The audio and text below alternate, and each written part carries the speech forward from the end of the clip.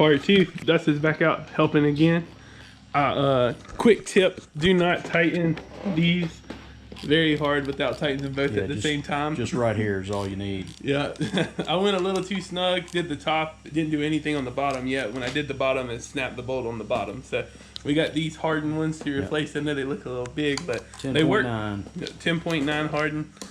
These ones right here, the ones that came with, they look like that. But now I got 2 gold ones. Look kind of cool. Add some character. All right. That's all we're doing. That looks good now. Cool beans. And adjust that clutch-o-matic. Awesome. Next, we're gonna get on to tightening the chain on the Magician. So we'll be back in just a little bit. What's up, peeps? We have a, interestingly enough, it's the only China bike that I'm aware of, at least within this price range, that actually has a swing arm grease zerk already installed, or grease fitting. It's in an interesting place. It's right up under here. And you know, there could be one here, but we grease that up real well. But yeah, there's one right here, and that's the equivalent of that. Very interesting. I had to install these on my Hawk, both at the steering stem and here on the Hawk's version of this. But yeah, this comes with that, so it's very nice. We'll fill this up probably sometime this coming week. Awesome. You could tell here, this is pretty cool how they did this from the factory. This is a difference. At least I've not seen this on a China bike before. You can see that they put some red paint here, so you could tell whether your axle bolt moved or not. It's nice. Appreciate that. Yeah. What's up, guys? I want to show you this here. With this brake, they tend to come pretty tight from the factory. This one's already got good play in it because I just put some play in it. But if you go to push this brake down with your hand and there's no play in this area, sorry for the middle finger, there's no play in this area right here, you need to loosen this up. So what you're going to do, loosen this up, and then you're going to need to turn this to where you turn this clockwise to take some of this stress of this apparatus, this gold looking thing, off of this here. You don't want this tight up against that, because what that's going to do is it's going to, once this brake heats up right here, the fluid inside is going to heat up inside the system, and eventually, to make it easy to understand, it's going to lock your brake up. And you keep doing that, it's going to ruin your brakes. So don't ask me how I know that.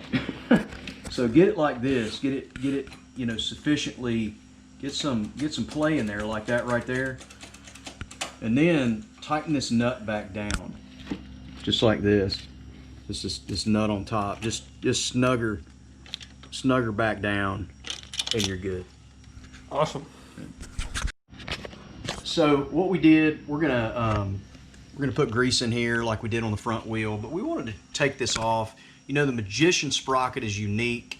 This has already got a 45 on it. I just measured it with my Sharpie just so I wouldn't mess up. Because when you go, okay, 1, 2, and you don't mark it, you're like, where was that? So I go every 10. So yeah, 45 tooth sprocket. Bearings are pretty tight. So what I'm gonna do, I'm gonna pull this seal off, and then I'm gonna pull the seal off the bearing. I'm gonna pack that bearing full of grease again. So just something FYI, guys. This was actually turning fine, but that bearing is really not wanting to move. So I'm gonna take this little seal off here, pop that off, then I'm gonna get inside of here, pop the seal off the bearing, repack it with grease, with marine grease, put the seal back on, and then I'm gonna pack it up real good, lube up the axle, and then put this little seal back on here. And I'm gonna do the other side, check the other side too, to see what we got. Also too, here in a minute, we're gonna get some alcohol. We're just gonna clean this off.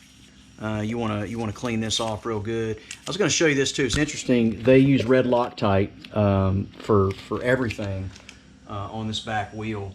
And while we got this off, I want you to check out this swing arm. I really like this swing arm much more than the Hawk or the TBR7. Of course, I've got a Hawk, but you know, it's not Japanese. But I am impressed with what I see. I wish that was closed up, but you know, for $1,300, it's definitely looking better than the Hawk to me. So cool.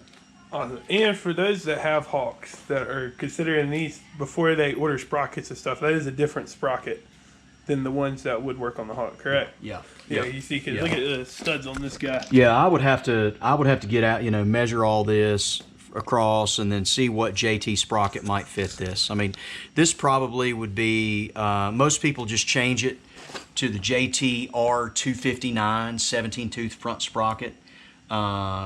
They do that. They don't even bother changing this rear. I've got a 1745 set up on my Hawk, and I love it. It goes on the highway. I can reach 63, 65 miles an hour, no problem. So awesome. yeah, and these wheels are smaller. So because the wheels are smaller, this is going to have a higher top speed than TBR7 in the Hawk, anyways. So cool beans. Yep. Hey guys, I just popped the seal off of this bearing, and this is a 6202 2RS bearing. So if you want to, you don't like these stock bearings for whatever reason, you just have that number. You can order those and then just put those in eBay or just do a Google search 6202 2RS Japan or Sweden. You'll get some excellent bearings that are buttery smooth. I put these in my Hawk, but these are different, of course. I wanted to show you this since I took that seal off. There's really very little grease in there. That's why we're taking the time to do this. There is some, but we're gonna lock and load this. But it really, I mean, look at that. This wheel actually turned fine.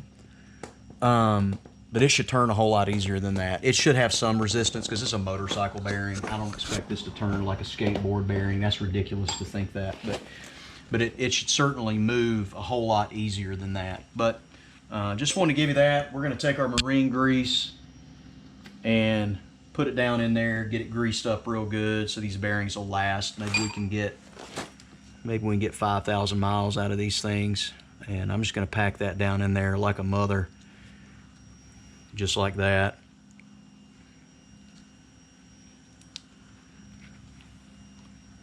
And of course we'll put grease in there. You got really two seals. Now we'll put this is the bearing seal that I just popped off, and I'll just put that right back down on there. And it usually, you can kind of feel it pop into place. Take my little screwdriver this way, just light pressure all the way around, and make sure we're good. And then I'm going to fill this up with more grease because I'm a nice guy. And then we're going to put this seal back in. You want this ring side down, okay? And these new seals fit really well, at least on the Hawk. Some guys are complaining that these seals don't have a real nice press fit between that and the thing that goes, the spacer that goes inside the seal. But if you look there, that is a pretty doggone good fit. I mean, there's really no room in there at all. But that looks awesome. So we're gonna do the other side, and then we're gonna put the wheel back on, and I'll show you greasing up the axle and putting all this back together, and then show you a trick that Justin Ear showed me on the Hawk 250 group. Justin Ear, happy birthday again, buddy. All right, guys. So we've got our bearing greased up real good. I took the seal off, like I said, repacked the bearing with marine grease, and then we put this other seal in here, packed it all up. It's ready to go. Checked our sprocket, made sure that these bolts here were all tight to spec. They were excellent. Can't budge them. And now what we're just going to clean. And what I did, I should have shown you this. I wetted this up with this propyl alcohol.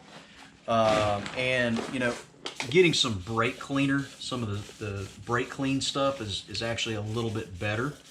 But this will do for right now. We just want to make sure that any grease that we got on there, or any grease that was on there, any oil that was on there from shipping, we get all that off of there, clean that mess off, so that when these brakes grab, we don't mix, end up mixing a bunch of oil or grease and getting that inside the brake pads, because it's really hard to get that out, especially when they heat up, because it almost becomes like a part of the brake pad, and it's just really hard to get it out. So we just go ahead and get rid of all that problem, clean this up real good. I'm going to put one more, do one more swipe on both sides, and then we're going to put this wheel back on, and I'll show you what we did with the axle.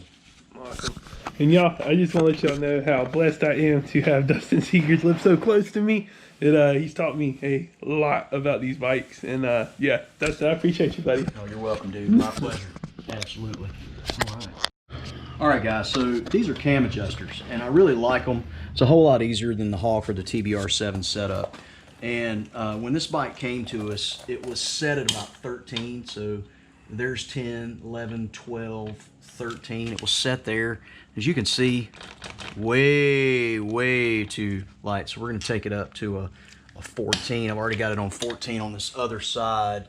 I'll just take a gander at it just to make sure. And again, you can see way too much chain slack. And I know that's going to tighten up a little bit once there's weight and load on the bike, but not, we still don't want that much. So I'm going to take it on up to about a 15. You want to pull the wheel out and use a dead blow hammer to try to do this, and that's not what this is. But you just pull out a little bit, and sometimes you have to pull like that, and there we go. Yo, let's just talk about how much easier that is to do. Yeah, it is the same on both sides. Yeah, it is. That looks pretty good there. Now, coming from us, y'all, we still like the Hawks and the TBR7s Absolutely. and stuff. We love those bikes. It's just we're admiring some of these differences. Yeah, we like it. We take what we can get, yeah. Right? Take what we can get. So, and then axle bolts around here somewhere. So we're gonna make sure we're good here. Everything looks straight. Awesome. Well, let's find this axle bolt and get it on there. Security binding, and then we'll find the axle bolt. We'll put it on and roll with it.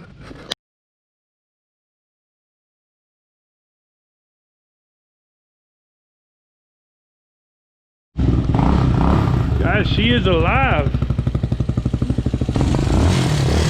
And it's crazy because she started right up, didn't she, Dustin? Yeah, she fired right up. Right away. We're getting some of the China smoke from that paint starting to really settle in, but yeah, y'all, it's doing well. I get the battery in tomorrow. Well, I get it today, but we'll probably put it in tomorrow and she'll be rolling. So if you get your Magician, you're going to get a tool like this.